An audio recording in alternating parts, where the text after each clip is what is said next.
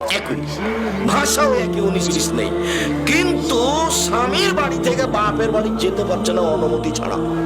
Powerful স্বামী। দেখবেন কেমন, আবার একটু দেখাচ্ছি। কয়েকজন লোক এসে আমাদের নবীর সামনে এসে বলছেন, আসসালামু আলাইকুম, আপনার মরণ হোক। তো আল্লাহ রাসূল বলেছেন, ওয়ালাইকুম, তোমাদের হোক। কথা শেষ।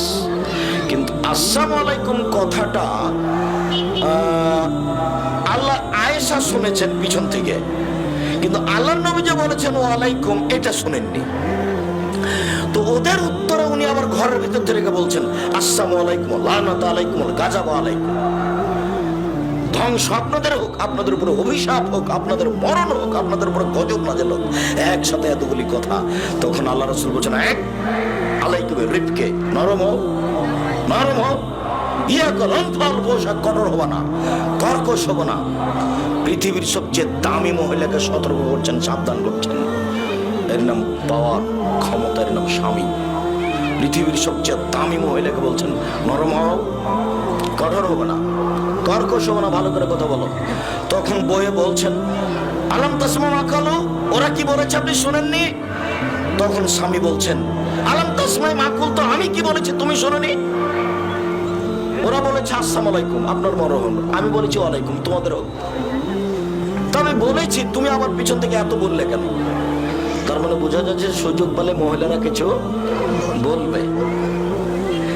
সেই কন্ট্রোল কাকে করতে হবে? আপনাকে করতে হবে।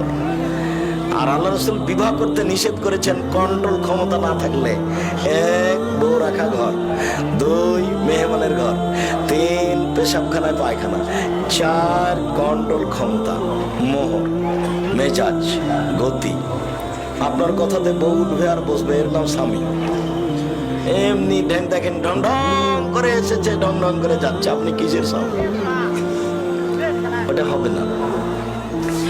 সম্মানিত দিনী ভাই বোন, রাসূল সাল্লাল্লাহু আলাইহি ওয়াসাল্লামকে আল্লাহ বলছেন, আমাদের নবীকে, ফাবিমা রাহমাতিন মিনাল্লাহ লিনতা লাহুম, আল্লাহর পক্ষ থেকে বড় দয়া যে আপনি মানুষের জন্য নরম স্বভাবের হয়েছেন, আপনার স্বভাবটা নরম। আল্লাহ বলছেন আমাদের নবীকে, ফলাও কুনতা ফাজ্জান গালিজাল কালব, যদি আপনি কঠোর কর্কশ স্বভাবের মানুষ হতেন, লানফাসু মিন হাওলিক, তাহলে মানুষ আপনার পাশ থেকে সরে যেত, কেউ আপনাকে ভালোবাসতো না। নরম স্বভাব দিয়ে মাঠ দখল করা যায়, নরম কথা দিয়ে মাঠ দখল করা যায়, গরম দিয়ে রাগ দিয়ে মাঠ দখল করা যায় না। এরপরে বলছেন, ফাফু আনহুম, যত মানুষ আপনার সাথে চলতে লেগে আপনার সাথে অন্যায় করেছে, আপনি সবকে মাফ করে দেন। এটা আল্লাহর আদেশ।